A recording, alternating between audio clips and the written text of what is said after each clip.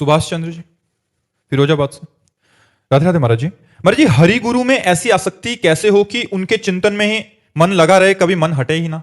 गुरुदेव ने जो नाम मंत्र दिया है, अगर इसका निरंतर जप हो तो हरि गुरु में पक्का आसक्ति हो जाएगी। जैसे जैसे हमें भगवदानंद की अनुभूति होती है, वैसे वैसे गुरु जी हमें प्राण प्यारे लगने लगते हैं। पहली बात तो सबसे कठिन कार्य है इस कलिकाल में गुरु को आत्मसमर्पण करना। सेव संतरा समर्पण कर देना, हाथ जोड़कर प्रणाम कर लेना, ये तो सब कोई कर रहा है।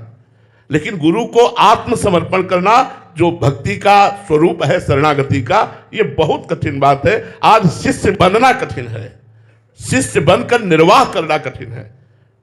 शिष्य बनना कठिन है, शिष्य मिलना कठिन है, और शिष्यत्व का निर्वाह कर लेना कठिन है। जो सच्चा शिष्य है वही वास्तविक गुरु होता है, वही वास्तविक अपने गुरु की निधि को प्राप्त करता है। गुरु को आत्मसमर्पण करना बड़ा कठिन है। लोग मंत्र ले लेते हैं, सोचे बस गुरु का इतना ही काम था, मंत्र ले लिया, अब हम खुद जप कर सिद्ध हो जाएंगे। कभी नहीं ऐसा।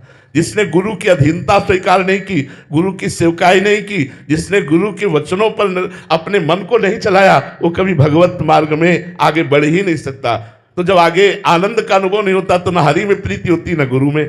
और आपको बताएं, जब मंत्र जप होता है और भगवदानंद की अनुभूति होती है तो बार बार गुरु चरणों में प्रेम होता है कि मैं तो कहाँ नीच संसार के भोगों में फंसा था, मेरे गुरुदेव ने कृपा करके मुझे नाम मंत्र दिया, आज निहाल कर दिया गुरुदेव ने। आज बलिहारी है अपने गुरुदेव की, जिन्होंने मुझे संसार के भोगों से हटाकर अपने आत्म सुख को प्रदान किया। गुरुदेव अपनी जीवन शक्ति दे देते हैं। जो नाम दिया, जो मंत्र दिया, वो अपना जीवन दे दिया। नाम सुकृत धन अपनी जीवन अतिहित मान देत वरदान। गुरुदेव ने जीवन भर जो जपा वो हमें दे दिया। अब इससे बढ़कर क्या हो सकता है? लेकिन कोई गुरु मंत्र और गुरु नाम का महत्व तो नहीं समझता। अगर गुरु प्रदत्त, गुरु के श्रीमुख से निकले हुए वाक्य को महामंत्र की तरह स्वीकार करके निरंतर जपा जाए तो गुरुदेव में प्रीति हो जाएगी, हरि में प्रीति हो जाएगी। और गुरुदेव को आत्मसमर्पण करना ही मोक्ष है। मोक्ष मूलम गुरु कृपा। अपने गुरुदेव की शरण में हो गए और गुरुदेव की आज्ञा में है और गुरुदेव का दुलार प्राप्त कर रहे हैं तो हम अपने आत्मस्वरूप गुरुदेव की कृपा से आत्मस्वरूप में स्थित हो जाते हैं। हमें तो गुरु की कृपा के बिना जीवन बिल्कुल बेकार है, ऐसा अनुभव होता है। गुरु की कृपा के बिना जीवन का कोई महत्व नहीं। आप चाहे जितने बड़े वैभव संपन्न हो, उसका कोई महत्व नहीं है। यदि गुरु कृपा है तो आप आंतरिक संपत्ति के अधिकारी बनेंगे, बाह्य संपत्ति का कोई महत्व नहीं है। बड़े बड़े सम्राट मर के चले गए। आपने गुरु भक्ति की तो आपकी स्थिति कहां है? गुरु में प्रेम कितना है? अगर गुरु में प्रेम नहीं तो इष्ट में प्रेम नहीं। गुरु को छोड़कर, गुरु का अनादर करके यदि बड़ी से बड़ी तपस्या भी की जाए तो भी भगवत प्राप्ति कराने में समर्थ नहीं है। गुरु सेवा तज करहि जे बान, यह है अधर्म यह है सबहान, कान नरस कन में रहे। आज इसका बड़ा भाव है, आज इसका बड़ा भाव है कि हम गुरु की अवहेलना, गुरु का अनादर प्राय छोटी छोटी बातों में कर देते हैं। बड़ी बात तो बहुत बड़ी बात है। आत्मसमर्पण किए बिना अध्यात्म का प्रकाश नहीं हो सकता। अपने गुरु को जो आत्मसमर्पण कर देते हैं वो जीते जी मोक्ष पदवी पर विराजमान है, जीते जी वो परम पदवी में विराजमान। बलिहारी उस शिष्य की जो गुरु की अधीनता लेकर चलता है, जो गुरु की आज्ञा पे चल रहा है, बलिहारी उसके चरणों की। नहीं तो प्राय सब स्वतंत्र। माया ने आपको चक्कर में डाल दिया, फंसा लिया। कंचन, कामनी और कीर्ति, इन तीन खाइयों को जो पार करता है वही बहादुर भगवान को प्राप्त करता है, वही बहादुर आत्मस्वरूप को प्राप्त होता है जो इन तीन को पार कर जाए। कंचन ने चित्त का अपहरण नहीं किया, कामिनी के संग की लालसा नहीं हुई, और कीर्ति ने जिसको हर्ष नहीं प्रदान किया, वही भगवत तत्व का अधिकारी होता है जो कंचन, कामनी और कीर्ति पर विजय प्राप्त करता है। काछ वाच मन निश्चल राखे, धरिधन जननी तेरी रे, भर नरसैया दर्शन पावा। नरसिंह जी कहते भले भाग्य जो हमें ऐसे के दर्शन हो जाए जो लंगोटी का पक्का, वचन का पक्का और मन का पक्का, ऐसा जो हो वो दर्शनीय है, वो जगत बंदनी है, वो जगत को पावन करने वाला है। भगवान की कृपा का आश्रय लेकर गुरुदेव की कृपा में जीवन व्यतीत करने वाला ही इस अध्यात्म मार्ग का परम प्रवीण वो योद्धा बन जाता है। काम क्रोध आदि पर विजय प्राप्त करके सच्चिदानंद सुख में स्थित हो जाता है। शिखा मिश्रा जी, राधे राधे महाराज जी। महाराज जी, श्री कृष्ण के प्रिय अर्जुन जैसा बनने के लिए हमें क्या करना चाहिए? हम उनके चरित्र से बता सकते हैं कि अर्जुन जी के हृदय में भगवान श्री कृष्ण के सिवा किसी का स्थान नहीं था। उठते बैठते खाते पीते चलते फिरते हर समय श्री कृष्ण नाम चल रहा था। और श्री कृष्ण की अधीनता, दो बातें थी, श्री कृष्ण की अधीनता और श्री कृष्ण सुमिरन। एक प्रसंग तो ऐसा आता है कि अर्जुन के रोम रोम से श्री कृष्ण नाम निकल रहा था और वो शयन कर रहे थे। नारद जी, भगवान शंकर, पार्वती जी, ब्रह्मा जी, ये सब उपस्थित हो गए और सबने देखा कि अर्जुन के रोम रोम से श्री कृष्ण श्री कृष्ण श्री कृष्ण सोते समय निकल रहा है। अर्जुन तो भगवान नर नारायण के अवतार हैं, हम लोग तो जीव कोटि के हैं, वो ईश्वर कोटि के हैं। फिर भी यदि हम भगवान श्री कृष्ण की अधीनता और भगवान श्री कृष्ण का निरंतर नाम जप करें तो भगवान हमारे नित्य सखा है। भगवान हमारे नित्य सखा है, वो वैसे ही प्यार करने लगेंगे जैसे अर्जुन जी से करते हैं। दो बातें, श्री कृष्ण को आत्मसमर्पण और श्री कृष्ण नाम जप निरंतर। सचिन गर्ग जी, राधे राधे महाराज जी। महाराज जी, ये कैसे पता चलेगा कि अब मैं निश्चित ही लाडली जी के पास जाऊंगा शरीर त्यागने के पश्चात? ऐसा कोई लक्षण हृदय में या बाहर पर? हाँ, किसी से मोह ना होना, मान बिल्कुल प्रिय ना लगना, किसी भी नवीन विषय के भोगने की इच्छा ना होना, विषयों के सानिध्य में भी भोग की इच्छा ना होना, किसी भी संग का कोई प्रभाव ना पड़ना, निरंतर आत्मस्वरूप में स्थित रहना, समस्त कामनाओं का त्याग हो जाना, मान अपमान दुख सुख लाभ हानि निंदा स्तुति में समान भाव रखना। अगर ये लक्षण आ रहे हैं तो आपका आखिरी जन्म है, आप मुक्त हो रहे हैं, आप मुक्तावस्था को प्राप्त हो रहे हैं। यदि ये आपके अंदर लक्षण है और निरंतर भगवान का स्मरण, श्री जी का स्मरण है, शत्रु मित्र समझान मान ईमान अपमान सम दुख सुख लाभ न हानि, यह जो कृपा हरिवंश की और भगवत प्रेमी महात्माओं के संग से ऐसी स्थिति आ जाती है। तो यदि हमें भगवत प्रेमी महात्माओं का संग है, ऐसी स्थिति है और निरंतर नाम जप है, तो हमारा अंतिम जन्म है। और फिर देखो, वो अपने को पता चल जाता है, अपने को, अपने हृदय को पता चल जाता है कि हमारा काम हो गया, किसी और को बताने की जरूरत नहीं है। वो जब हम छक जाते हैं तो कोई और बताता है क्या कि ये भाई रुक जा, तुम छक गए? वो अपने आप हृदय कर, जैसे गोस्वामी तुलसीदास जी बोल पड़े, जाकी कृपा लवलेस ते मति मंद तुलसी दास हूँ, पायो परम विश्राम राम समान प्रभु नाही को। हृदय बोल उठा, पायो परम विश्राम, अब परम विश्राम मिल गया, अब जन्म मृत्यु के चक्र में नहीं भटकना, ये राम जी की कृपा से हमारा काम बन गया। वो हृदय बोल उठता है कि अब हमारा जन्म नहीं होगा, हमारा काम हो गया। ये अपने को अनुभव में आता है। खूब भजन करो, ऐसा अनुभव हो जाएगा। मयंक जी, राधे राधे महाराज जी। महाराज जी, मोह को प्रेम में कैसे परिवर्तित करें? आपके जैसे सभी से निर्मोही प्रेम कैसे हो? जब हम सब जगह भगवान देखते हैं तो हमें सबसे प्यार है और मोह किसी से नहीं है। जब हम शरीर संबंध से प्रेम करते हैं तो मोह होता है, और जब भगवत संबंध से हम अनुराग करते हैं वो प्रेम होता है। भगवत संबंध लाओ, शरीर संबंध नहीं। अपने माता में भगवान को देखो, पिता में भगवान को देखो, पत्नी पुत्र में भगवान को देखो, वही इन रूपों में विराजमान है, तो आप मोह रहित हो जाओगे, आप सच्चे प्रेमी हो जाओगे। हम भगवान का विस्मरण करके जब शरीर भाव में होते हैं तब हम मोह में होते हैं, और जब भगवत भाव में होते हैं तब हम प्रेम में होते हैं। धर्मेंद्र दास जी, महाराज जी, जीवन को किस भाव से जीना चाहिए जिससे कर्म बंधन में जीव ना फंसे? भगवत भाव से। बिना भगवत भाव के कर्म बंधन नहीं कर सकता। यदि हम देह भाव से जिएंगे, देह भाव के कर्तव्यों में रहेंगे, बात नहीं बनेगी। इसलिए भगवान श्री कृष्णचंद्र जी ने कहा, सर्वधर्मान परित्यज्य मामेकम शरणम व्रज अहम त्वाम सर्व पापेभ्यो मोक्षयिष्यामि मा शुचा।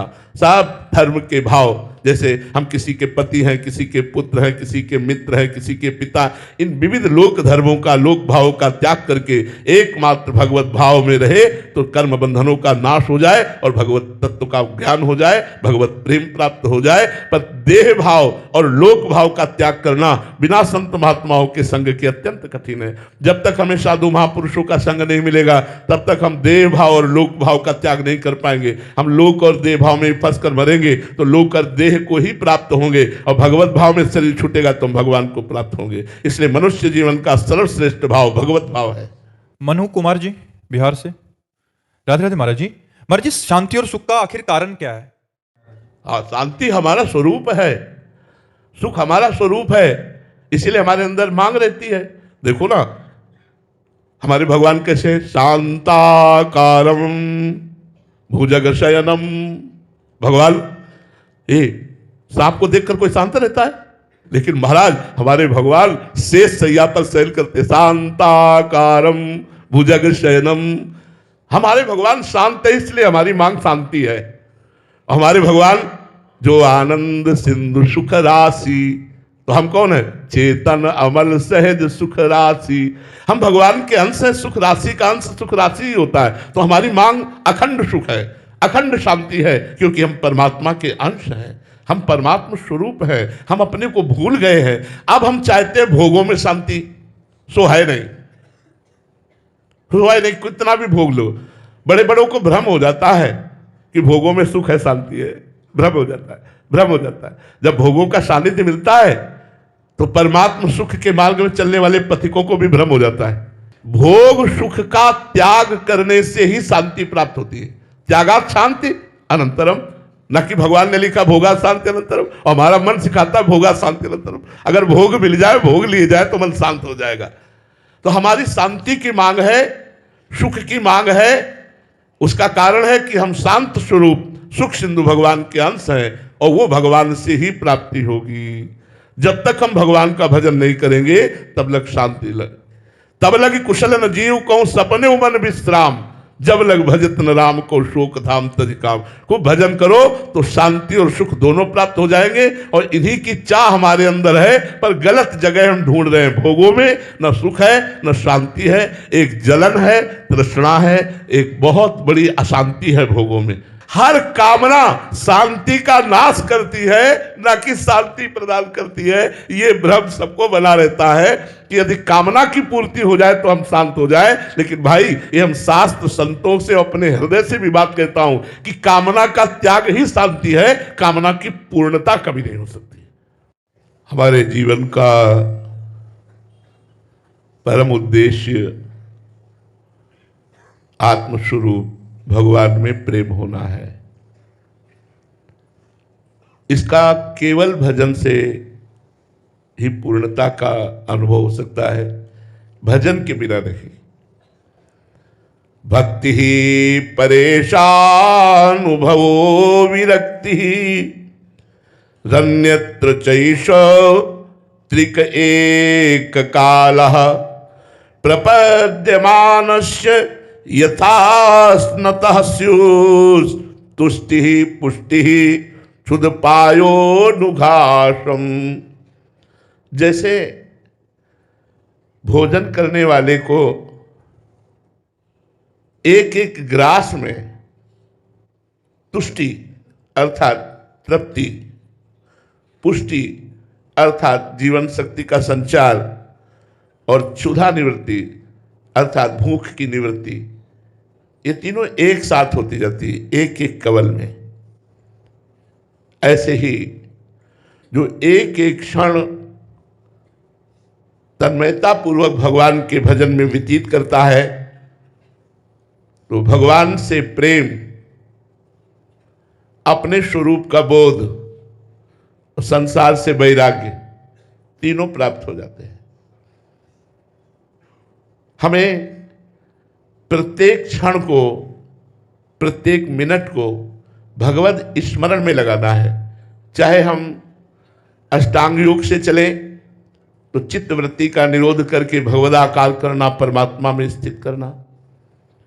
चाहे कर्म योग से चलें तो निष्काम भाव से सबको भगवत स्वरूप समझते हुए उनकी सेवा करना, निरंतर चिंतन में रहना। चाहे हम सांख्य योग से चलें तो अपने स्वरूप में स्थित रहना, सब चिंतन शून्य कर देना। मुख्य भाव है संसार का चिंतन छूटना। यदि हम शरीरों का चिंतन करते रहे, भोगों का चिंतन करते रहे, नाना प्रकार के नानात्व का चिंतन करते रहे, तो हमारा मनुष्य जीवन व्यर्थ चला जाएगा। इस कलिकाल में ध्यान बड़ा दुर्लभ विषय है, क्योंकि वायुमंडल, भोजन, वृत्तियां, ये सब ध्यान के अनुकूल नहीं है। कृतयुगे ध्यायतो विष्णु, त्रेतायाम यजतई मखई, द्वापरे परिचर्यायाम कलो तद्धर कीर्तनात्। त्रेता में यज्ञ के द्वारा भगवान को रिझाया जाता था, द्वापर में पूजा के द्वारा, लेकिन कलयुग में केवल भगवान नाम जप, भगवान नाम कीर्तन, भगवत स्मरण। इत्यच्युतांघ्रिं भजतोऽनुवृत्त्या भक्तिर्विरक्तिर्भगवत प्रबोधा भवन्ति वै भागवतस्य राजस ततः पराम शांतिमुपैत साक्षात। जो हर समय हर क्षण भगवान का भजन करता रहता है, उसे संसार से वैराग्य, उतना जितना भजन किया है, अपने स्वरूप का ज्ञान और भगवान से प्रेम। बहुत सुंदर मार्ग है भजन मार्ग। ये गृहस्थ विरक्त कोई भी इसे अपना सकता है। हर समय मधुर मधुर भगवान का जो गुरु मुख से मिला हुआ नाम है या मंत्र है, निरंतर जपना चाहिए। देखो हमारा जो स्वरूप था, जो स्वरूप है, वही स्वरूप रहेगा, उसमें कोई अंतर नहीं पड़ा। अंतर पड़ा है अंतःकरण में। हमें अंतःकरण को सुधारना है भाई, स्वरूप को नहीं कुछ सुधारना। स्वरूप तो निर्विकार चैतन्य घन एक रस था, एक रस है, एक रस रहेगा।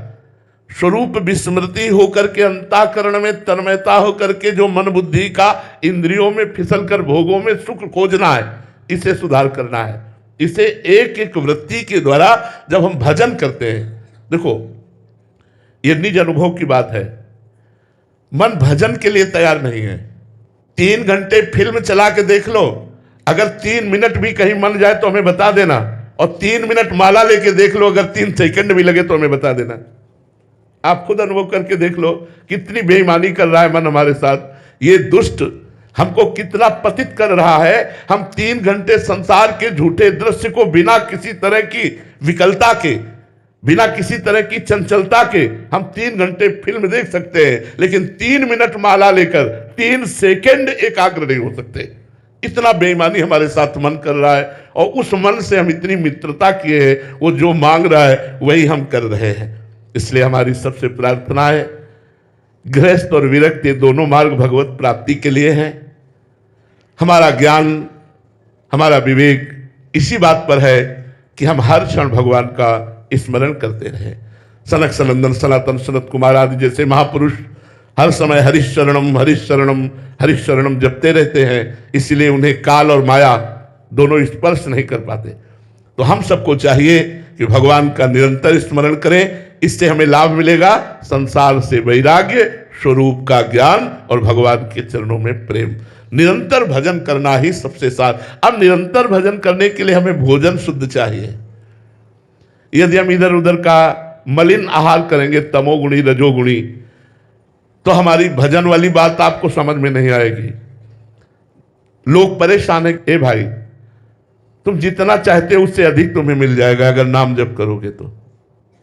नाम वो धन है कि तुम जो चाहोगे, जितना चाहोगे उससे अधिक मिल जाएगा। आप करके देख लो, थोड़ा समय इंतजार करो जिससे तुम्हारे पाप नष्ट हो जाए।